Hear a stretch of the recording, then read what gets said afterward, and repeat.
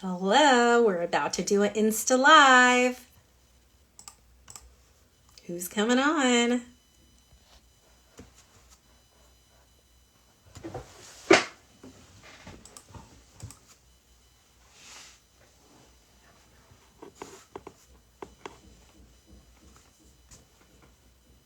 See you popping on.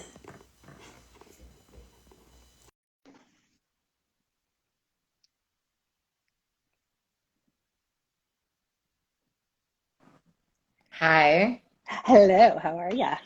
I'm good. Can you see me? Is this okay? I can see you. How's it going? It's good. Awesome. Well, I'm excited. Well, it's not such an exciting topic, but I'm excited to see you. I'm excited that you're here today. And I know some people are hopping on right now, but we're going to talk today a little bit about Pesach and Passover and the journey of infertility. And, those of you who are popping on, feel free to ask questions, send us a wave, send us some love. But I'm Ilana Frank, CEO and founder of Jewish Fertility Foundation. Amy Klein is here today with us. And she is author of The Trying Game, and she's Hadassah's Reconceiving Infertility Ambassador. Is that right? Yes. All right. So unfortunately, we're both somewhat experts in the infertility space. We've dealt with years together of, going through the process, many Passovers of sitting alone or sitting with family. And I think we have some insight that hopefully will help today. But really, I mean, why don't you kick it off? We'd love to hear a little bit about your thoughts and what we can share to our listeners today. I mean, like you, when you go through years of infertility, for me, it was three until I got pregnant with my daughter. You go through all the life cycle events, which, kind of makes it bittersweet. Because, not only the secular holidays, but you go through the Jewish holidays. And when you're doing so many cycles and when you're trying, um, like I remember one Passover, I decided I was going to make the Seder, but I also knew that I had an embryo transfer right before the Seder. And I knew if it didn't work, it would be super depressing. But I also was the type of person that liked to make my life super busy just in case something didn't work out. And of course it didn't work out. Hmm. And I'm sitting making the Seder, knowing what I know, not telling anybody. So I'm sure you've had, and I could, you name a holiday and I could tell you, oh, I was right before a transfer. I was right after a transfer. I was a cycle, or I had a miscarriage, that's Shavuos, I had a Yep. miscarriage. So, when you're part of a Jewish community, um, however, I'm not religious, but I come from a religious family. But however religious you are, it's always those things just mark it and really make it harder. This year might be a little different because a lot of people are still celebrating by themselves, but it's just, for me, it was just always a reminder of the passage of time and, where, just the sadness of where I wasn't where I wanted to be. What about Yeah. you? Yeah. I mean, there's two things that I'm thinking about. So I kind of separate my journey into two different periods. The first is I was in Israel and I was trying to have my first, and I knew nothing. And then the second is I'm back in America with two little kids, trying to have my third child, and just failure after failure, roadblock after roadblock. And I always say, knowing less, it didn't make it less hard, but like I just went in and I was optimistic and like, okay, it didn't work, or like I didn't know. And so I think back today, my children, we love to look at pictures of family pictures, and there's all these chapters of like my husband and I before we had children. And there's one picture of us, we were going to my cousin's house in Israel for Pesach, and we were just the two of us visiting Caesarea, a place in Israel. And like I look at how sad I was, and I don't know if I felt as sad during that time and the months and the struggles and the hormones and all of that. But looking back now at myself, like, oh my God, I was just sad. And then and I knew I was going to have to answer questions, especially being in Israel.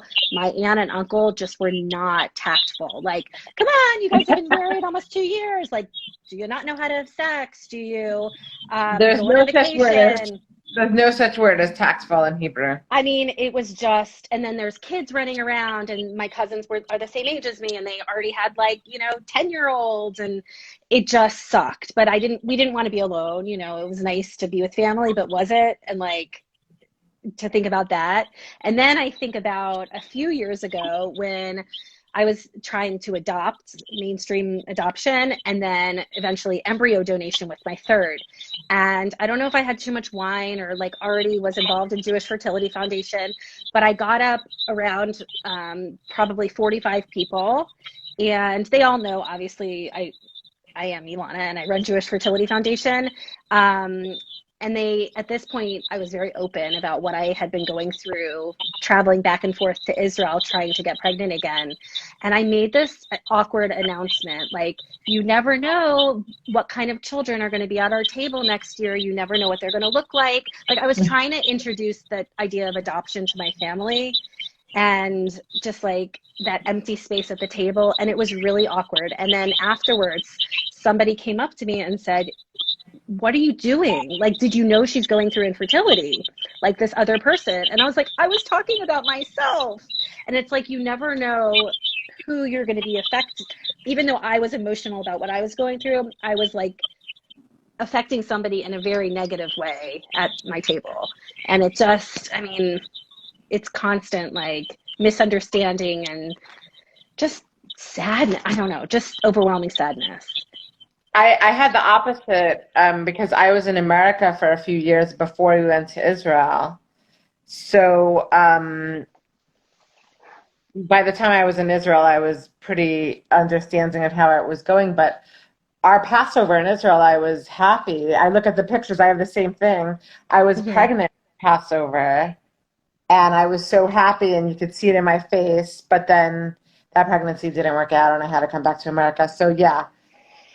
It's tough. What, that mistake that you made, or not a mistake, but you just never know. What is your advice for people how to celebrate, what to do if you're having a big family Seder or even a Zoom Seder? How should you, what do you think you should do?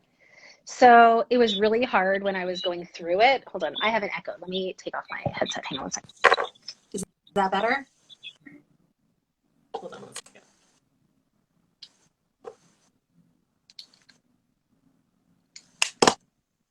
Is that better? Okay. So there were many moments where I'm so sorry. This is technology. Okay. There are many moments where I knew how to myself. I knew the right thing. I knew what to say and what not to say. But I think the biggest thing that was helpful for me is being honest. And it's sometimes hard to like do that in very large groups, especially having a large family. But in my later years of infertility, it felt really nice to have a few allies and like say, hey mom, you know what I'm going through. It's gonna be for X, Y, and Z. Hey sis, like, you're pregnant, but this is another year of me not being pregnant, And then, even if not everybody at the table knows your business, it's like you can you can have a connection with a few people in order to make it a little bit easier. So I think that's the same is true for like every situation. Is like really hard for me to talk about with X person. This is how I feel. Like, some days I need type of support. Some days I need to give me that pity look. Is this not working now? I think it was better with your headset, but yeah, go on.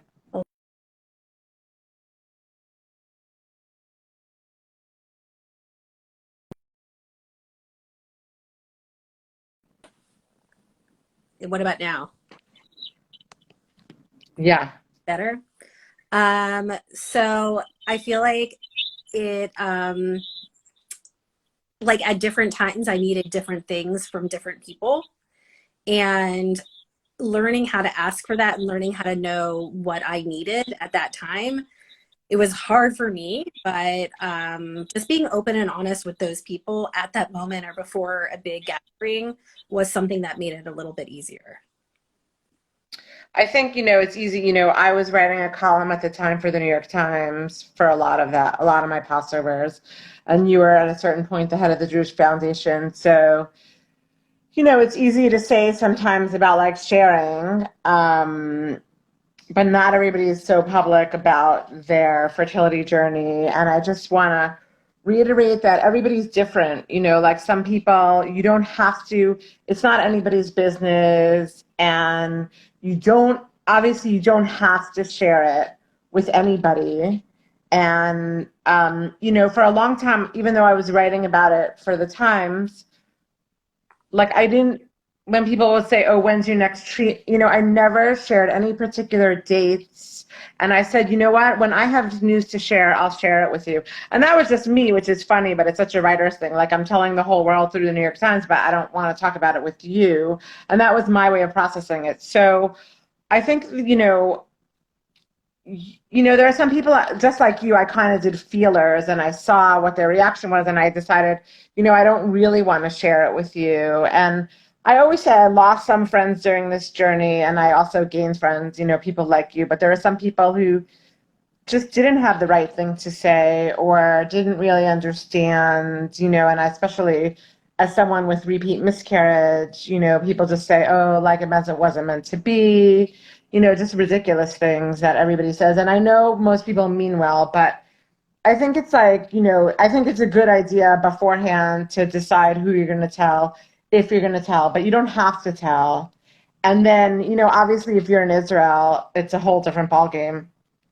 But, you can, I think for like events and as we get back into society, I think like preparing things to say is a good thing to say, like, oh, we're struggling, but what if you don't want to say, like, what if somebody is like, hey, Lana, Jason, come on, you guys have been married X amount of years. Like, we didn't even know at that time, like, what our package, like, we didn't know what to say. We were always shocked by that. We're trying. I mean, it depends how polite you want to be, but, you can say, that's not really considered I know you mean well, but that's not really considered an okay question anymore. And, on Hadassah's website, and we can put it in the link, we have a great video on what not to say to people who are baby making. And that's just, I really believe that people mean well. And it's just something that you say, especially in Jewish, what else is there to talk about? What are you doing for Pesach? Okay, Pesach is here. When are you going to have a baby? When are you going to have a bar mitzvah? When are you going to get married? That's just like considered polite conversation. So it's okay to say, that's not really a great question anymore. I know you mean well, but like, here's a great video you can watch. And I'd love your support or something like that. Right. I just read Shonda Rhimes' book, My Year of Saying Yes. Yeah. And one of her like year of saying yeses is how to say no. And one of them, she says, like, I thought it was so polite. She said, I don't think that's going to work for me, which is like, that's so like, I don't feel comfortable answering that question right now, but, I'm happy to talk to you privately or something, or here's a video. I just wish I can't imagine my personality type. Like I'm a people pleaser. I want to like be open with people. Yeah. I don't know if that actually, I'm trying to think of like what would have worked for me. Another way is to throw up like this is therapy, like, oh, why do you want to know? And then they're like, oh, I was just making conversation. Like then you could see someone's motivation, like, right. Is that important? Why do you want to know? You seem really invested in my sex life or something. Right.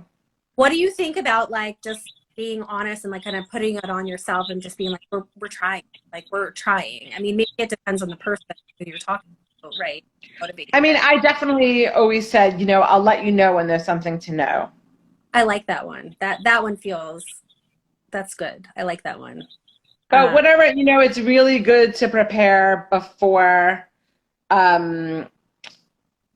prepare beforehand, whatever it is. Yeah. Prepare beforehand. Exactly. To not get stuck in the moment. I mean, on Passover, like, there was this thing that they put an orange on the Seder plate. Remember that orange? And that was like, oh, we'll have a woman. It's for feminism to say, and it came from like, we'll have an orange we'll have a woman rabbi when we have an orange on the Seder plate. Yep. I mean, now we have women rabbis, and maybe we should go past the orange and think of a new symbol, maybe a pineapple on the Seder plate. That would be nice. Like a pineapple on the Seder plate for, this is to remember all the people who want to expand their family who are not able to. Should we start that? Do it. That's pineapple for the Seder. Pineapple on the Seder plate. Huh. I'm down with that. Yeah, let's try it. What does everyone else think here? Yays? Who wants to do a pineapple on your Seder plate? Alexis? Oh, Gabby Gator loves that. But seriously, I do like it because it kind of takes the elephant out of the room early, right? You're addressing it, you're saying why it's there, and then people can just enjoy the meal, enjoy the time with their families. I think that's a really interesting. And I mean, it's not only for people to have, to struggle having children. Let's take a moment to think about the singles, the divorced people, especially now when people can't be together. Yeah. It's not only people struggling to have children or more children. There are a lot of people who feel left out in the Jewish-centered community. I think it's nice to take a moment for everyone's struggles. I love it. I'm into it. I'm going to send you a picture of my pineapple. Okay, great. Let's start it and get it rolling for next year. Done.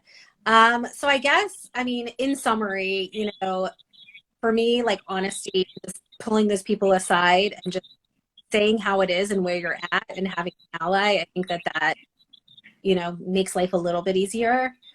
And being, like you said, like just know what you're going to say beforehand, know your response. And I think that I liked how you're understanding their motivation and also saying no. I mean, I think that that's okay too.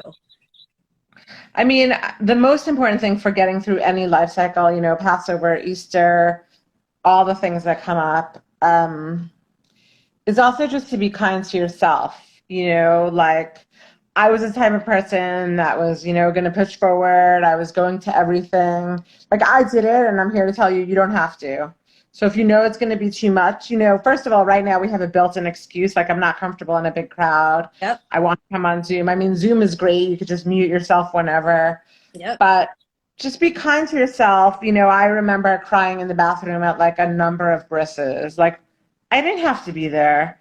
So if being kind to yourself means not going or going to a baby shower for a few minutes or sending a really nice gift instead of your presents, like people are not going to understand and they don't have to. It's like you have to just do that for yourself. I agree. Awesome. Great. Is there anything else that you want to share? I feel like we should do like a 15-second summary so we could post it on TikTok or something. Ooh, do you want to do that? I want you to start it. So in summary, our advice for getting through Passover or any other holiday, Easter, Christmas, Thanksgiving, is to, Alana says, take an ally. I say prepare something to say ahead of time. Like, why are you asking me about having children? And the last bit of advice is to be kind to yourself and take the space that you need. I love it. Happy Passover. Happy Passover. Thank you so much. I will talk to you soon.